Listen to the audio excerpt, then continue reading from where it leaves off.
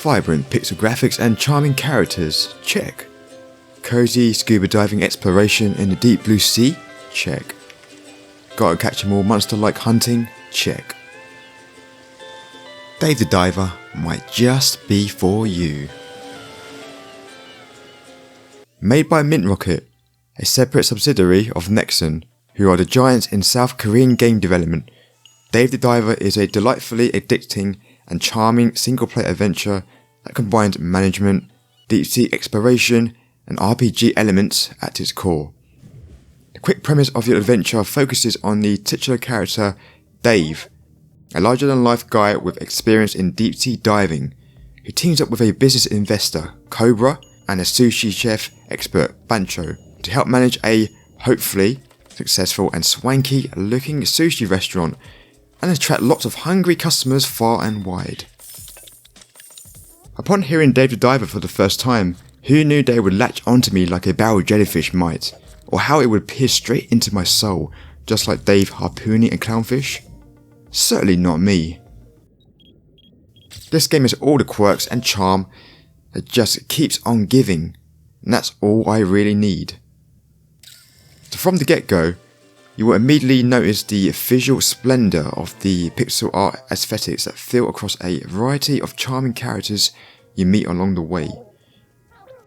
As you begin to explore down into the glistening sea, you will become drawn in by how the pixel visuals blend beautifully with the bright and vibrant 3D environments, and exploring deeper into the depths, you become further immersed in the mysterious and gloomy atmosphere that invites you to keep on swimming, keep on exploring, and discover the strange marine life and the wonders of the unknown. I may have mentioned this before in another review, but audio/music is pretty important to me, and I think objectively this is a key component in game design.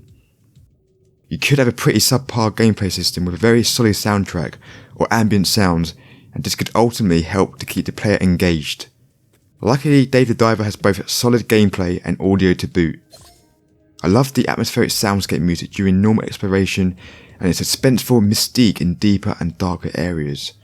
And in contrast, areas like the beach or in the restaurant give off lighter, relaxed, lo-fi tones that you can quite easily bop your head to. So I'd say in the audio department, there's nothing that sounds too repetitive, and each arrangement blends in well with its themes. Now onto the core gameplay loop then. You can go on 2 dives a day, which has you start by hunting fish or sourcing ingredients, and during the night you serve a sushi to random customers, or sometimes VIPs at the restaurant. With profits made from sales, you can use this to spruce up the restaurant decor, enhance food recipes, or probably, most wisely, invest in upgrading your gear, especially in the beginning parts of the game.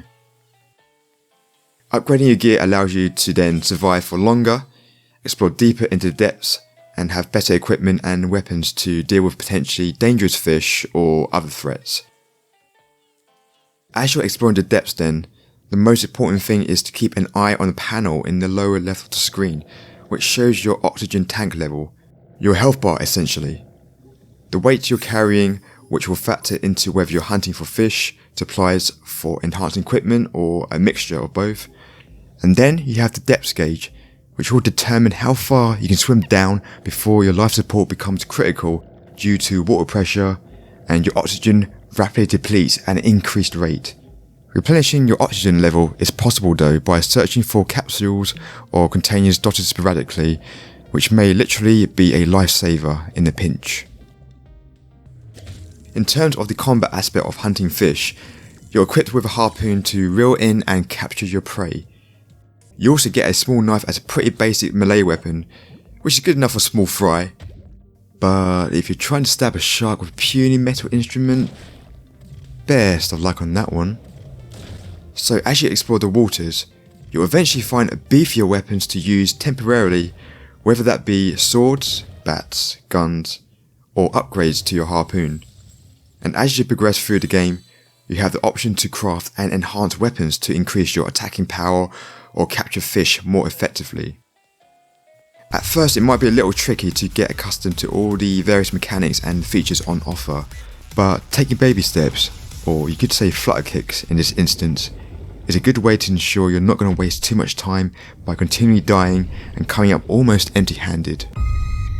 Interspersed between your diving adventures, you will meet a variety of charming characters with some truly cool and outrageously bonkers anime-esque cutscenes that play out in a beautiful pixel form. Some of these will repeat if you're upgrading a weapon, for example, so if you're the kind of once and done type of person, then sure, you can choose to skip these, but because each one is so well animated and lasts only a few seconds, it's honestly great to watch them every time. The over-the-top humour and creative expressions reminded me of, say, typical Korean drama shows you might have watched, or the wackiness you might get from the YAKUZA games.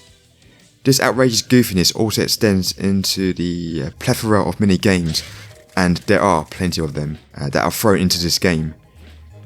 Like, what I mean to say is that this game will, or at least should, make you laugh, smile, or cry throughout your experience. With the overall game having a solid foundation, there are only two real critiques that I've encountered so far.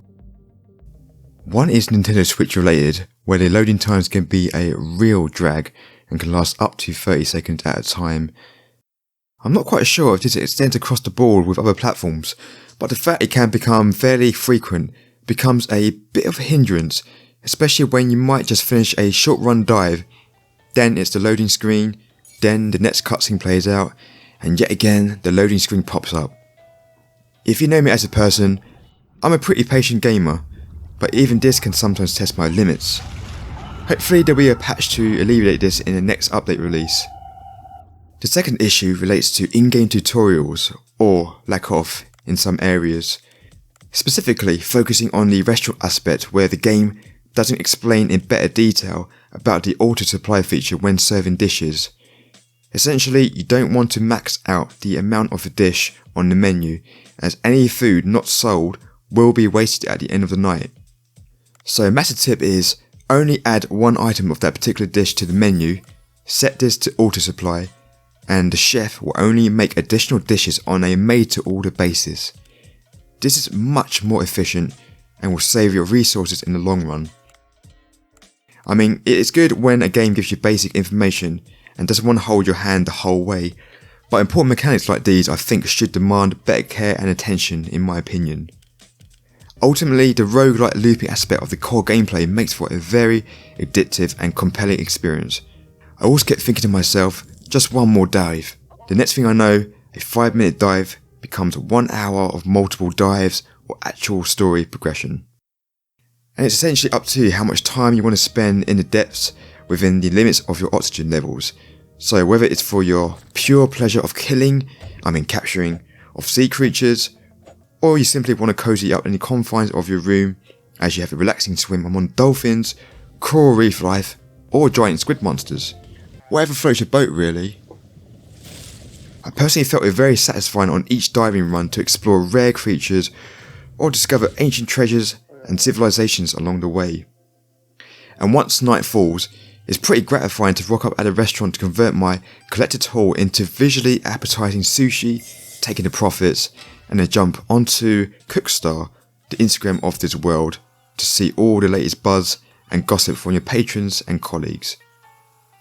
So after playing roughly 10 hours of Dave the Diver so far, it feels incredibly rewarding, and I've only really touched on the main early parts of the game.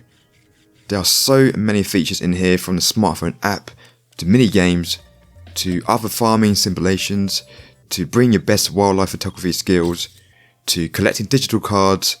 Yes, I'm pretty sure you know exactly who this is a parody of.